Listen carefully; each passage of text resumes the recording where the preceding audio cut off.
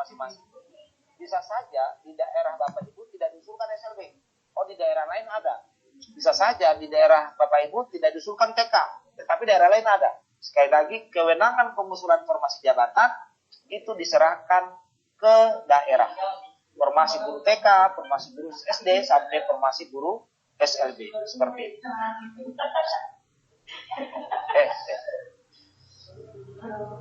Untuk seperti itu. Ini nominasi rekrutmennya yang tadi sudah saya sampaikan. Guru honor tetap sekali lagi, ini ada kualifikasi, linearitasnya akan dilihat secara itu, kemudian dia bisa ikut seleksi. Jadi perlu kami sampaikan Bapak Ibu, mendaftar seleksi guru SN sekali lagi dideteksi atas 3 hal: registrasi K2-nya, atau NUPTK-nya, atau NIK, atau nomor sertifikasi guru. Tidak harus 3-tiganya ini ada, Bapak. Kalau nggak punya NUPTK, cukup memasukkan NIK. Nanti NIK akan dicek di dalam sistem apakah NIK dengan nama ini atau nama A ini terdaftar di Dapodik kapan. Kalau terdaftarnya nanti 30 Agustus tahun 2020, pasti dia tidak bisa ikut kegiatan ASN, sebab batasnya sampai 30 Juni tahun 2020. Kemudian Bapak Ibu bisa juga mengecek cek linearitasnya, itu dilakukan akun guru melalui sistem aplikasi GTK, yaitu SIM PKB. Seperti itu. Ini surat Menpan Bapak Ibu, sengaja saya mau tampilkan ini. Ini adalah surat Menpan tanggal 1 Desember berkaitan dengan pengusulan kebutuhan guru yang tadi saya sudah sampaikan bahwa ini batas terakhir. Jadi kalau kita lihat Bapak Ibu, pengusulan ini sampai pada 31 Desember. Nih. Ya. Yang sebelumnya sampai Oktober, alhamdulillah untuk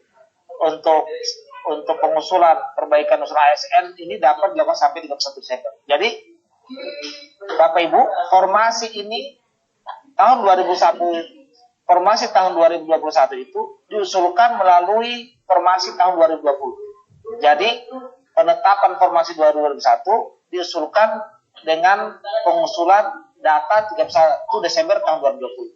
Oleh karena itu Bapak Ibu, saat ini kita hanya menunggu saja berapa yang terbuka formasi pada guru SD, pada guru SMP, nanti SMP itu nanti ada mapelnya, misalkan matematika ada berapa orang, di sekolah mana, itu akan lengkap, akan diumumkan. Dan sekarang kita menunggu itu. Tetapi sekali lagi, sambil menunggu, kita tetap harus mempersiapkan diri kita, mempersiapkan mental kita, mempersiapkan pengetahuan kita, agar kita bisa melakukan proses ini secara baik dan benar. Ini desain materinya dan soal ujiannya. Ini contoh ini. Perlu kami ketahui materi ujian dan jadwal persiapannya ini Bapak Ibu. Ya. Ini ada 50, ada kompetensi teknis, ini sudah diatur Bapak Ibu.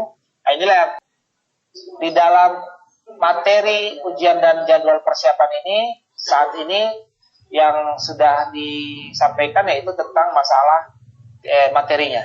Materi ujiannya itu kompetensi teknis, jumlah soalnya 50, waktunya 60 menit.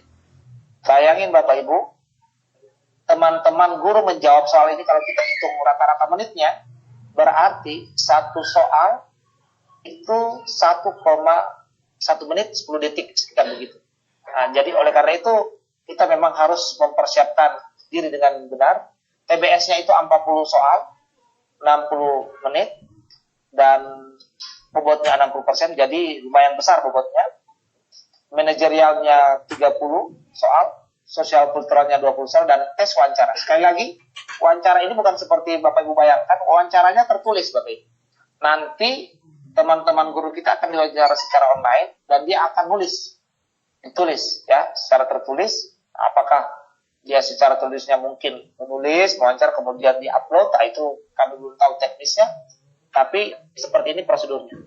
Perlu kami sampaikan, ujian PPK berbeda dengan ujian CPNS.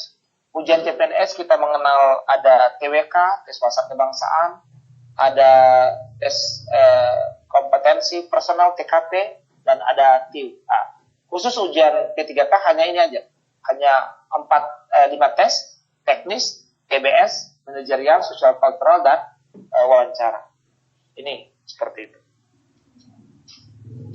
Ini contoh tes pegawai pemerintah misalkan dengan perjanjian kerja dengan tes substansi seperti ini contohnya. Ya, ini nanti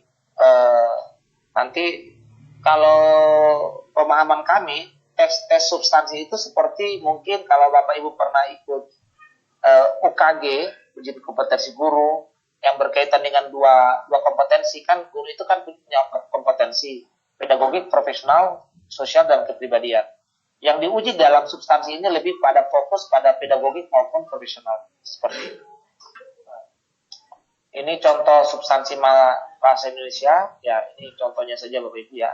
Nanti itu di lapangan akan Bapak Ibu temui di dalam latihan-latihan atau nanti modul-modul yang akan diluncurkan.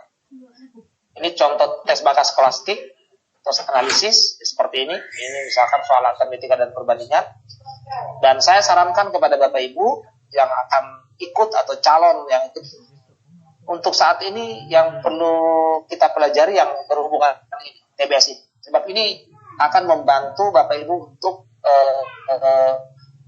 bisa terampil ya, atau membantu Bapak Ibu untuk menguatkan minimal proses penalarannya. Ya, memang tes bakat skolastik itu memang tujuannya untuk listening, menguatkan penalaran.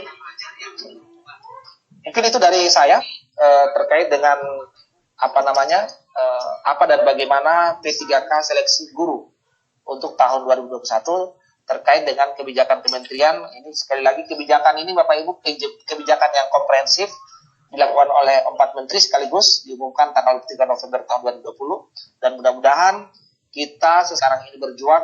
Ayo kita semangati mereka, kita berikan spirit apa yang kita punya, share pengetahuan ke mereka agar mereka lebih siap, sehingga kita bisa membersamai mereka untuk menghadapi seleksi ini dengan tenang, mereka serius. Jadi kalau untuk seleksi ini memang kita butuh ketenangan, keseriusan, dan juga saling menguatkan. Seperti itu. Mungkin itu dari saya Ibu Jamila ya. Insya Allah nanti kita lanjutkan ke sesi tanya jawab. Demikian, Assalamualaikum warahmatullahi wabarakatuh. Waalaikumsalam warahmatullahi wabarakatuh. Iya, terima kasih banyak atas pencerahannya ini dari Pak Bobi di sini. Jadi kami semakin paham sebenarnya seperti apa P3K itu sendiri terkait mekanisme, dan di sini juga teman-teman secara ini sudah mendapatkan gambaran seperti apa bentuk soal yang akan teman-teman hadapi pada ujian P3K pada saatnya nanti. Nah, ini kalau melihat di sini, ini teman-teman sudah tidak sabar lagi ingin mengajukan pertanyaan, maka kita akan membuka pertanyaan ini untuk sesi pertama. Kita memberikan kesempatan kepada 3 orang penanya, dan di sini saya lihat sudah ada 3 peserta yang raise hand, yaitu yang pertama Bapak Meki, kemudian ada Pak Dadan, dan yang ketiga ada Ibu Endah Ekawati. Dan untuk kesempatan pertama, saya persilakan Bapak Meki untuk mengajukan atau menyampaikan pertanyaannya. Kepada Bapak Meki, kami persilakan. Baik, terima kasih Bu Jamila selaku host, dan juga Pak Gani sebagai narasumber. Yang pertama, saya berterima kasih karena sudah mendapatkan sedikit gambaran mengenai P3K. Saya selaku Ketua IGI Wilayah di Nusa Tenggara Timur, terkait dengan database rekrutmen guru ya di wilayah saya ini sedikit mengalami kendala ya, terutama dari pemerintah daerah ya, karena di bulan bahkan sampai di Desember ya itu sepertinya belum siap ya Pemda, karena memang tadi ya dari literasi mengenai tanggung jawab menyangkut anggaran ya, anggaran apakah ini tanggung jawab penuh dari pemerintah pusat ataukah memang sharing dari APBN ke DAU dan daerah. Dan ini akhirnya ya kita tahu sampai hari ini proporsi aja anggaran pendidikan di kita belum mencapai full ya 20%. Apalagi dengan pembebanan pada P3K. Itu yang pertama. Yang kedua, karena di sini juga walaupun Pak Gani di LPMP ya, nggak salah, ya istilahnya mewakili Kemdikbud lah secara teknis. Ya tentu kita lihat peran Kemdikbud di sini ya, karena Kemdikbud ini dalam pola manajerial dia sebagai administrator, sebagai regulator dan sebagai operator. Nah pada level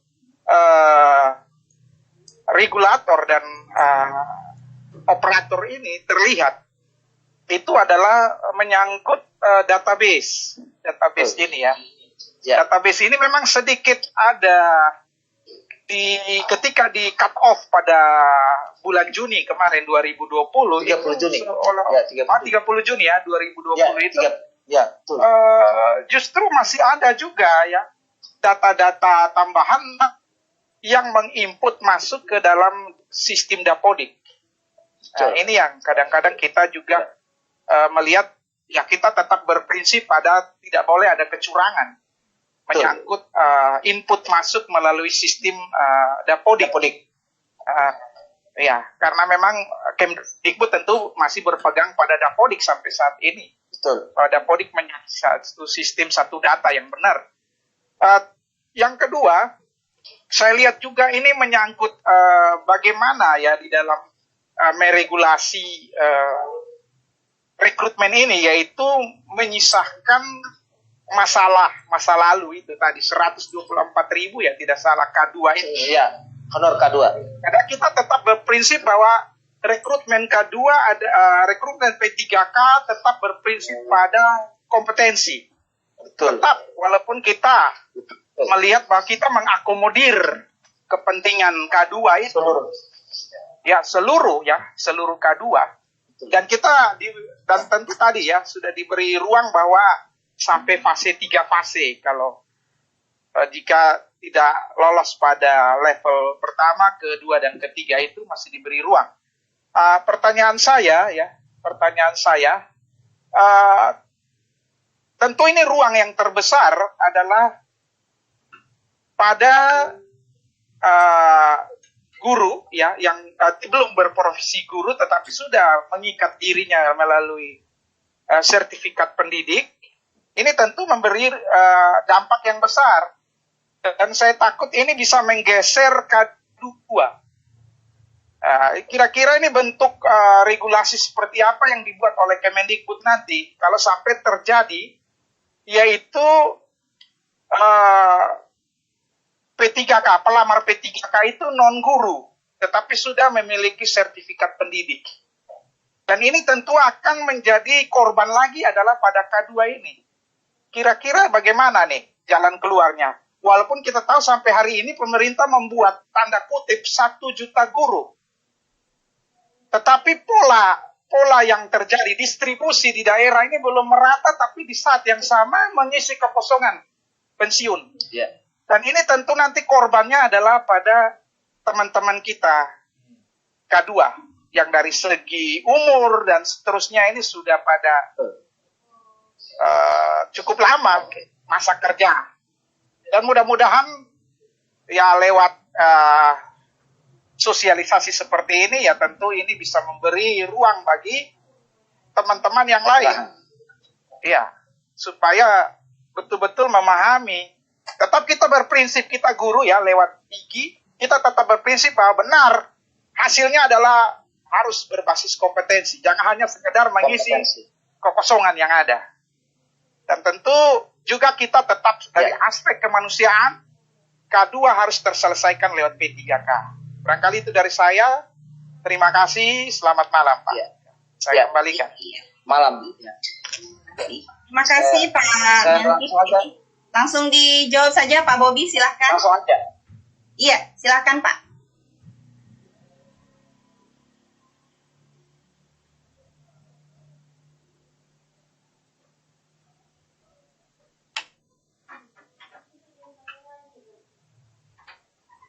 Putus ya.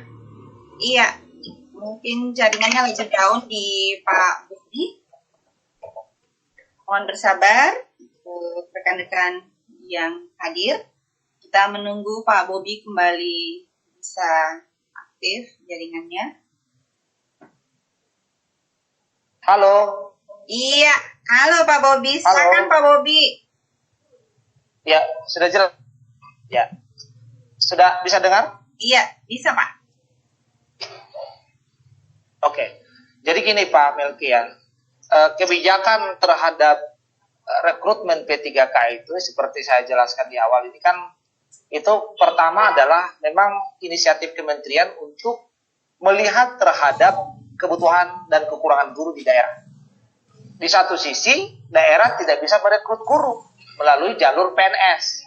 Karena itu tadi, ada beban, yaitu tadi betul, beban APBD yang sekarang ini kalau lihat dari paparan Pak Kemendagri itu, hampir rata-rata daerah kita, kabupaten kota itu, belanja pegawainya sudah melebihi 40%.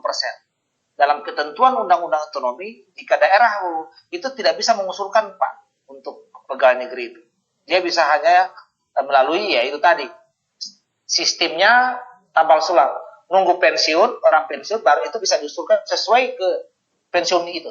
Jadi padahal di sisi lain kebutuhannya banyak gitu. Bayangin kalau daerah hanya menunggu yang pensiun berapa, misalkan tahun ini yang pensiun 100, maka dia hanya bisa buka formasi 100 orang Pak. Itu saat ini yang terjadi di daerah-daerah kita. Sehingga kementerian mengambil kebijakan ini. Dan alhamdulillah ini direspon oleh Kemendagri, Kemenpan, dan Kemenko.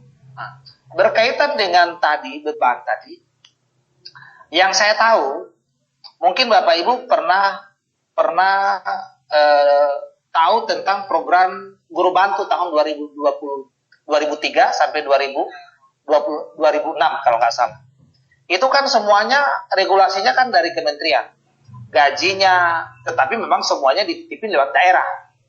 Nah, pola ini akan juga sama sebenarnya, ya. Nanti misalkan contoh masalah sertifikasi itu kan sebenarnya itu dananya di kementerian yang kemudian masuk lewat dana daerah. Tapi sekali lagi itu bukan mengganggu stabilitas APBD yang ada di daerah seperti itu. Jadi itu sekali lagi kementerian sudah menghitung berapa jumlah yang akan dikeluarkan dalam proses ini sudah ada, dan ini tentu prosesnya tetap harus berkoordinasi dengan daerah.